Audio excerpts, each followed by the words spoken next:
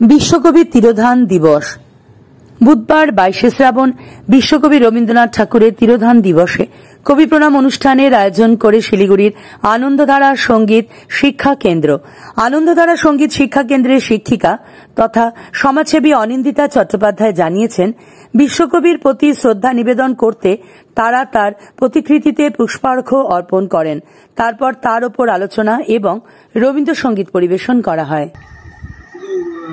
গান লেখেননি, তিনি কবিতা লিখেছেন, তিনি উপন্যাস লিখেছেন, তিনি নাটক লিখেছেন, তিনি প্রবন্ধ লিখেছেন। আগুনের পরশমণি ছোঁয়াও প্রাণে, করেছ ভালো নিঠুরকে নিঠুরকে করেছ। 1861 সালে রবীন্দ্রনাথের জন্ম। আমরা জানি, আমরা জন্মদিনকে খুব ধুমধাম পালন করি। আর 1941 সালে শেষ নিঃশ্বাস ত্যাগ করেন জোড়াসাঁকো ঠাকুর বাড়িতে। আজকের যে দিনটা, তার যে শেষ সময়টা যে কতটা মর্মান্তিক, রবীন্দ্রনাথের জীবনী না পড়লে আমরা জানবো না। তার কিছু অংশই আমি একটু বলতে চাই সকলের কাছে, যে আমরা রবীন্দ্রনাথ কিন্তু কখনো মৃত্যুকে অন্ধকারের মধ্যে দেখেনি, মৃত্যুর মধ্যে আলো খুঁজে পেয়েছে। রবীন্দ্রনাথের দৃষ্টিকোণে মৃত্যুটা একটা আলাদা অনুভূতি।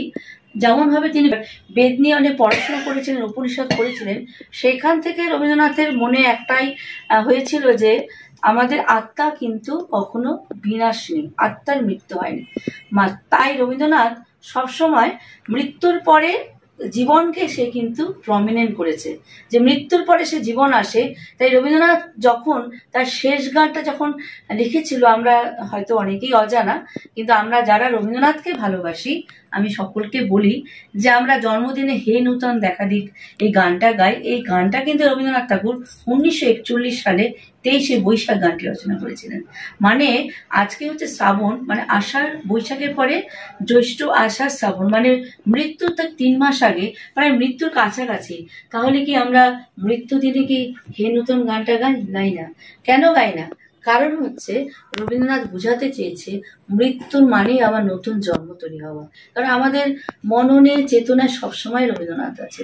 আমরা একদিনের জন্য রবীন্দ্রনাথের জন্ম বা মৃত্যুকে আমরা কখনো কিন্তু মনে করি না। আমাদের সারাদিনই মনে হয়, আমাদের প্রত্যেকটা মুহূর্ত যেন মনে হয় রবীন্দ্রনাথ আমাদের সাথে আছে।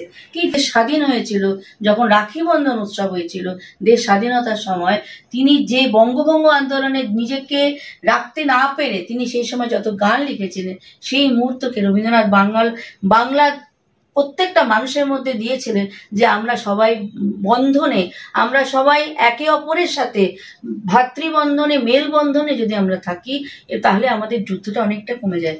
রবীন্দ্রনাথ শিখিয়েছিলেন যে আলোর পরে অন্ধকার, সাদা, কালো আসলেই সাদা আসবে, এবং মৃত্যুর পরে স্বভাবতই জীবন আসে। তার দৃষ্টিতে মৃত্যুকে তিনি কিভাবে দেখেছিলেন, এটা তার রবীন্দ্রনাথের মৃত্যুর প্রতি তার একটা অনুভূতি ছিল।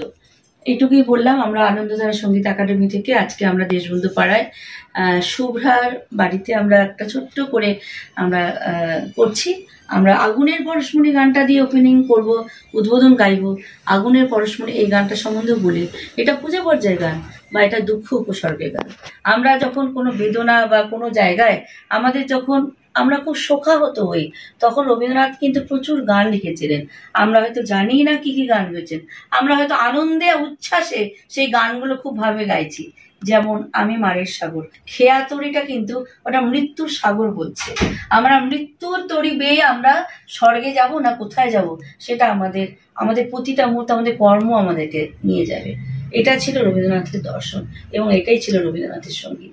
পবন